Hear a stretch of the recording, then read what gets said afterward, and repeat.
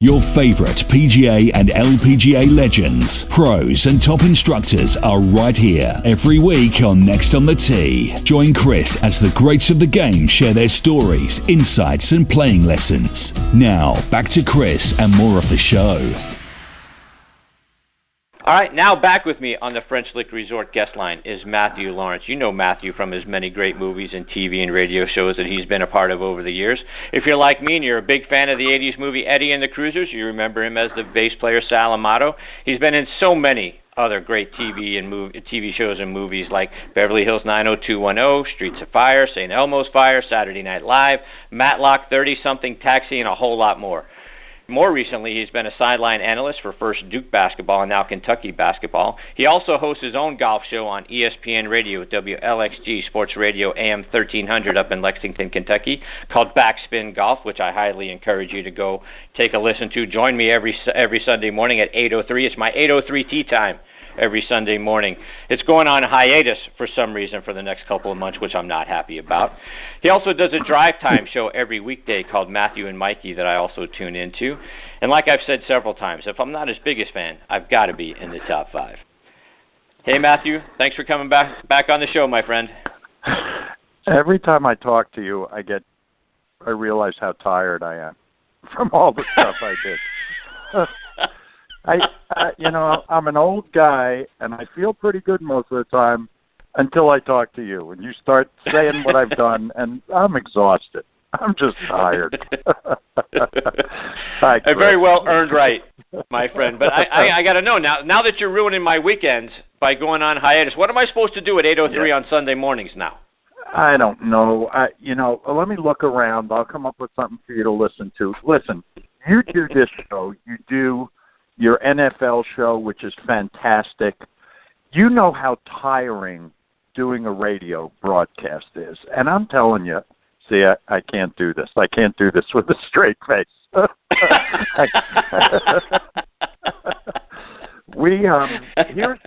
Here's what happens. Every year, this is my 4th season of doing Backspin Golf. And we come back in January and we go all the way through till this past Sunday. And then we take a couple of months off because basketball is starting, and I do the UK Kentucky basketball pre- and post-game shows, and I'm doing a soccer show once a week about the English Premier League now, which I absolutely love. And it's just good to take a couple months off and, kind of recharge a little bit. And plus, they got all these silly events going on now, even though it counts towards the FedEx Cup, which that could be a whole show you and I could do about, now. Let's show everybody where everybody is in the FedEx Cup standings. Excuse me, you got like 8 months till it matters, okay? I don't need to know. But so every year I just like to take a little bit of time off and kind of recharge a little bit. That's why. But I'll find something for you to listen to. I promise. I appreciate you. Well, and thank you, by the way, for the shout-outs that you've given me on the show. It means a great deal to me. The hello yesterday made me feel like Mrs. Calabash, saying, hello, Chris Mascaro, wherever you are. But I appreciate you doing it. Well, it's. I got to say this, and you've gotten to know my brother Mitch pretty well through our shows kind of together, and his show and your show, and he put it beautifully the other day, I thought, on Twitter about how supportive you are of so many of us, and it's very much appreciated. I mean, I know that when I'm doing my golf show, that at 8:03 on Sunday morning, you're going to be listening, means a great deal to me. And so I just I want to thank you for all the support that you give to me in so many ways. That's very much appreciated, too. Well, I'm glad to do it. Thank you, too. So, Matthew, you and I have never talked about this, but like Sylvester Stallone said in Rocky Balboa, life ain't all sunshine and rainbows. And there was a time in your life when you had enough of Hollywood, and you left to start, go down a completely different path, right, in sports radio. What was it about Hollywood or the movie industry that finally made you say, you know what, enough, I'm out of here? It's a great question, and I'll get to it in a second. But before I forget, because as I say, I am old, and I do tend to forget things, I want to say how great just listening to Mark Wiebe was, even just for the few minutes that I was able to catch, and I'll certainly listen to the rest of his interview. What a fantastic guy, and they were great questions, too. I mean, we don't often think of, all we see is guys with net jets and, you know, private planes and all this stuff. You don't really get to hear from a guy that played on the tour for a long time that, you know, you miss a flight, you miss a cut, you miss a flight, you're sleeping in the terminal, you miss your family. We don't think about that stuff enough. And it was great. It was great to hear. I can't wait to listen to the rest of the interview. Anyway. Okay. I appreciate that. I had been in Los Angeles for almost 20 years, and the first 17 were great. Even though there were times, you know, the thing about that business, Chris, is unless you hit the mother load, which is either getting into a movie that is going to go on to 8 different, you know, movies after that, unless you get on a show like Seinfeld or Married with Children, which my friend Ed O'Neill did, and then you're kind of set for life, because not only do you make a lot of money during that time, but you get things offered to you. It's a totally different life. And even though I had a great career and accomplished so much more than most people that go into the business ever get to do, I never got to the point where I was that. There were years where I had made a lot of money, where I was on Duet for 3 years on Fox and had a job, and it was great. I had some great years, but there were also times where you can get a job, and even though people know you, you may not work for 3 months or 6 months. And I had those years too.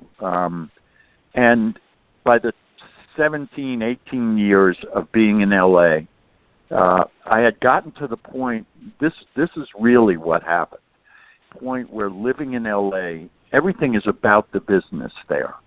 And so you would see somebody and you would say, "Hi, how you doing?" And they'd say, "I'm okay, how are you?" And I would say, "I'm great." They'd say, "Really? What are you working on?" Everything is tied to the business. There's nothing about living out there that's not a constant reminder of what you're doing. And it got to the point where it really started to wear on me. And then as I started to get older, all these shows were there for, everybody was getting younger. And not just actors, but people that run the business, agents, casting directors, all of those people. And the day that I decided to leave L.A., I got a call from my agent, and I had been working for close to 20 years, and you know how much stuff I had done. And my agent said, "I want you to know what's going on out there. I just submitted you for a pilot for NBC." He said, "A sitcom." And now I had done a year on Saturday Night Live. I had my own sitcom on Fox for 3 years. I had guest starred on almost every big sitcom in L.A. And this agent said, the casting director, when I submitted you for the pilot, said to me, "You know, I really think he's great, but can he do comedy?" And I was so stunned by that I really started to think, I don't want to go through this. I don't want to, 15 years from now, still be going, wait a minute, what about all the stuff I did? And once that thought came into my head, because to tell you the truth, I felt satisfied in terms of everything that I had accomplished as an actor. And luckily, because of golf, and I think we've talked about this before, playing in all the celebrity golf tournaments I did, I happened to play in the Duke Children's Classic, and probably 10 years before I had these thoughts, I got friendly with Coach K at the Duke Children's Classic, and I was having dinner with him at the Jimmy V golf tournament. I told him I was unhappy and I really didn't want to be in L.A. anymore, and he basically said, after a couple discussions, why don't you come here? I have something I want you to do. And I didn't have a family. I wasn't married. I didn't have kids at that time.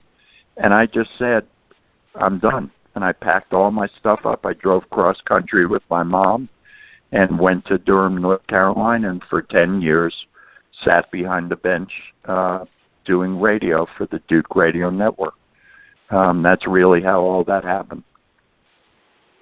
So do you still get approached at all about roles in TV shows or movies? No, I don't, because I've been out of the business now. The last thing I did was in 1999, right after I moved to North Carolina, I did the final episode of Beverly Hills 90210. I went back out there, which was my son got married on the show, and that's really the last thing that I've done. And, you know, people say that to me all the time, you know, and I miss the work. I miss the creativity of being on a set and being with the crew guys. The crew guys were always my guys. I miss the camaraderie of being on a set and working on something, and just the creativity of acting. But I don't miss the business at all. And there's no doubt that I could work again, but I have a about to be 14-year-old, about to be 11-year-old, and a wonderful wife. And in order for me to get back into the business, I would either have to go to New York or L.A. and get reestablished, because there are many, many people out there that are no longer in the business, that were there when, you know, I keep forgetting it's 18 years ago now. That's pretty shocking to me. But I think if situations were different, I might, you know, try to do that, but there's no way now. I mean, there's no way I would do that now. My family is too important to me. So, Matthew, I read an article that said a few years ago you made an appearance at Comic-Con up in New Jersey. What was that like? Yes. It was actually really incredible. I had heard about all these Comic-Con things, and I had never been asked to do one, and I got asked. I actually did two of them. And the first one I did was with Michael Pare from Eddie and the Cru played Eddie and the Cruisers, and he has a huge following. He did a couple of sci-fi movies, and so we went, and there was just the number of people and the costumes, and it was just jaw-dropping for me sitting there. I had a wonderful time.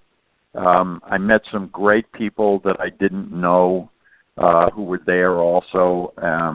And the other one was much more of a they brought me to the second one because I got really close to the guy who was putting them on, but I really shouldn't have been there because it really was much more about science fiction movies and comics and all of those things. So I had a good time, but that was pretty much it for me. But the first one was really good. But they are, I mean, the lives, people devote their lives to this stuff. And we had one here in Lexington not too long ago at Rupp Arena, which is across the street from my office. And just for 3 days, there were, you know, all kinds of creatures walking down the sidewalk. And I mean, it was pretty staggering, actually.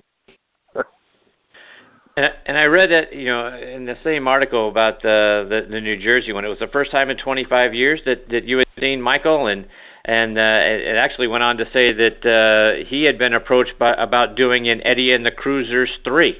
Is that still a whisper in the wind, perhaps? No, it's not. I don't think that would ever happen. I mean, a couple of people. Here's the thing about Eddie Lives. We had, after when Eddie was released, it was here and gone in the theaters. And when 6 months later, HBO really started.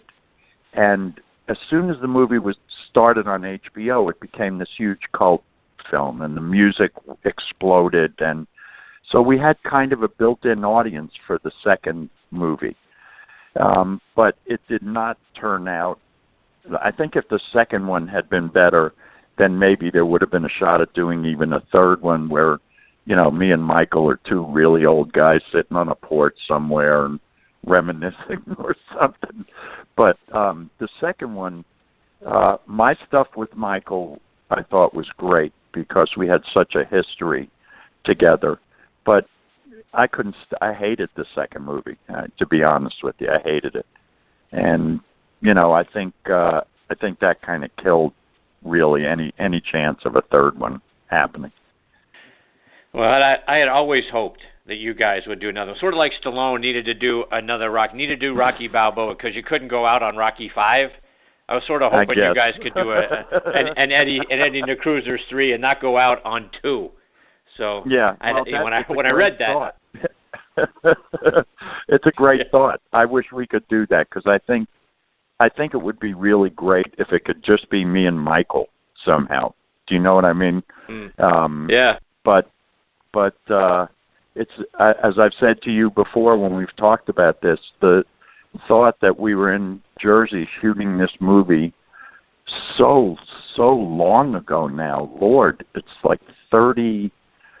I don't even remember. I think it came out in 83, I want to say, that people still come up to me all the time and talk to me about it. And that's amazing to me. And it's wonderful because it became a part of a lot of people's lives. And that's a very fulfilling feeling.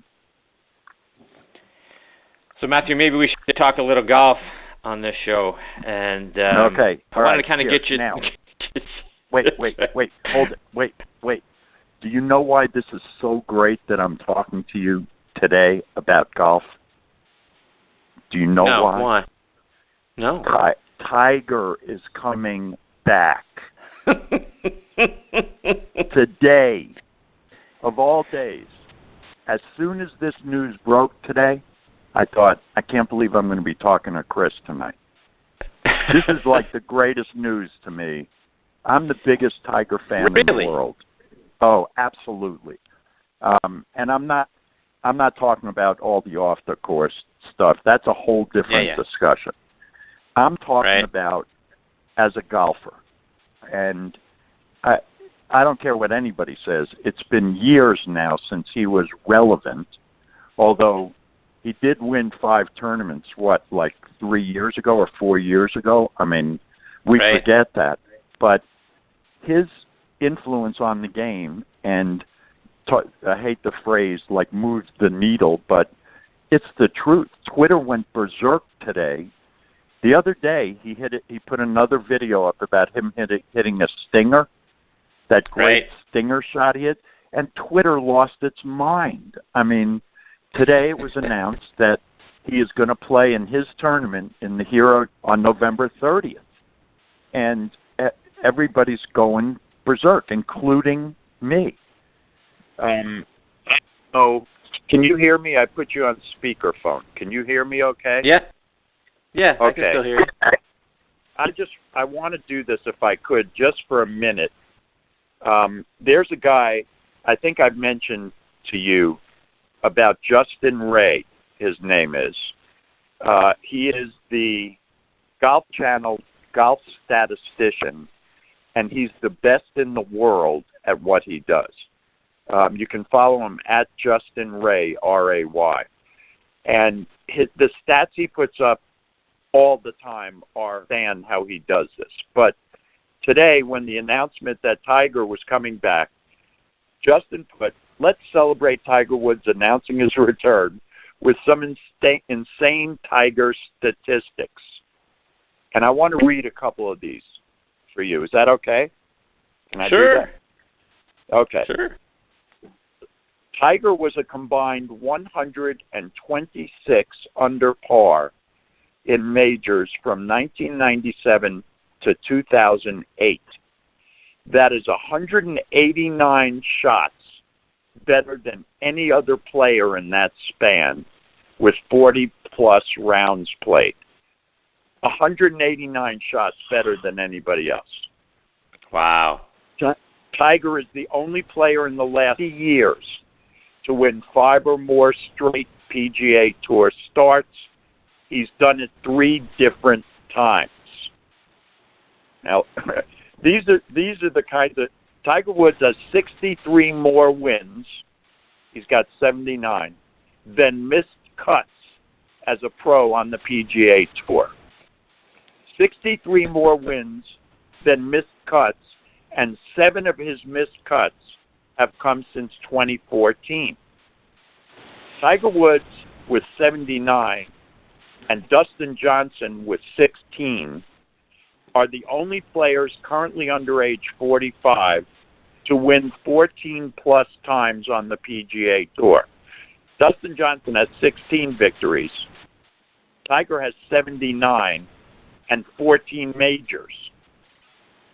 I mean, I could go on and on because Justin's stats are so ridiculous, but a lot of us have lost sight of who we're talking about here. And I think for all of us, my greatest wish is that when he comes back to playing, I don't want him to be Joe Namath playing for the LA Rams.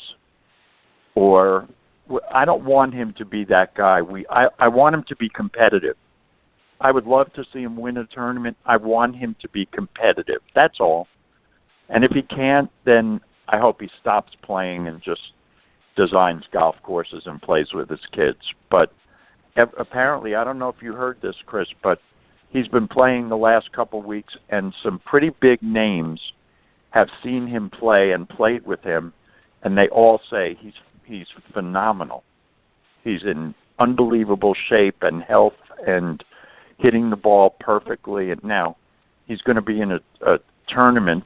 You know, it'll be a little different than a regular PGA event, but it'll be competition, and we'll see what happens. But I'm going on here. I'm really excited he's coming back. Yeah, I think the golfing world, right, is at this point, wanting to see what he can do, right? We've heard a number of comebacks, right? It seems like every other month he's coming back, and then finally had to shut it down, for the majority of the last year. So I think we'll see how healthy is he really, right? We saw this last year, right? He came back and finished 17th out of 19 or what have you, and then a couple more attempts, and then that was it. So it'll be interesting to see what does he have and how he can, how hard can he go at it, and what does his swing look like, and can he sustain it over time. So it'll be interesting to see for sure. I agree, and I'm giving him one more shot. If he comes back and again injures himself or whatever, I think that'll be it for him. And but I'm excited he's going to play again, whatever happens. Yeah, it'll be to your point, it is the crowds, the things on social media, everything. He definitely moves the needle. So he's great for the game. If for nothing else, he's great for the game and the attention that comes with it. Right, Matthew. Just a couple of more before we let you go. And your home city now, Lexington, recently got a new PGA Tour event. The 2018 Barbasol Championship is going to be played up there, not far from downtown Lexington. How's the city reacting to the news? Well, I can tell you, it's July, I believe, the 22nd to the 26th. It's the Barbasol has been played in Alabama these last, I'm not sure for how long, but it's had great fields. It's the same week as the Open Championship, as the British Open. Last year at the Barbasol, Davis Love, Retief Goosen, Angel Cabrera, we had, I think, 9 guys that had won a major played in that tournament. And they're hoping for a great field again. And all of us that are involved in golf here are so excited They had the big press conference last week, I guess, and I was there, and it's phenomenal. I mean, we don't really realize what happens when a PGA Tour event comes to your town. 1,500 volunteers, between 80 and 100,000 people they're expecting. The amount of how it affects your economy for that week and the week leading up to it, everything about it. I can't wait. I'm going to be doing shows from the golf tournament. I'm going to be helping with different publicity things. I told them I would do anything they wanted. We just had a meeting with the head of, it's being put on by the Bluegrass Sports Commission and a company called BD Global, which is a wonderful guy from here in Lexington. It's his company. And I told them, I'll do anything you want as long as you let me announce the players on the first tee. Wow. They think I'm kidding, but I'm not. I'm telling you, because I figure I can put some kind of glasses and something and speak with like an Irish accent or do, I don't know. I can turn it into an acting exercise, you know. But it's all kidding aside, it is going to be fantastic, and this is not a one-time deal. I think it's a 4-year contract, and they're hoping for longer than that. The golf course they're playing it at is called Champions, and there are 2 golf courses under the Keen Trace umbrella, Keen Run and Champions, and it's a beautiful golf course, but the PGA Tour is already coming in, and they are going to do stuff to this golf course that will last years, the improvements they're going to make, because there's going to be a tournament there. The whole thing is just kind of a little overwhelming right now, but it is going to be amazing. I mean, really amazing. And I think what we should do, Chris, is the week of the tournament, I think you should come to Lexington, and I think you should do Next on the Tee from there, and I can do backspin golf, and we can make a whole thing out of it. What do you think? There you go. I like the way you think. Yeah, all right.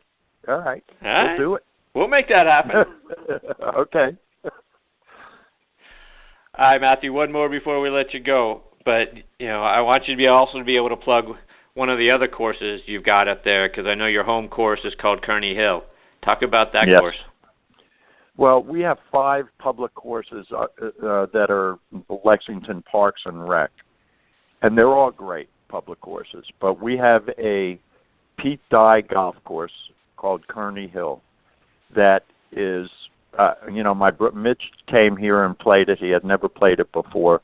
It's a links-style course. I've played golf on public courses all over the country, and it's absolutely in the top 5 of any public golf course you can play.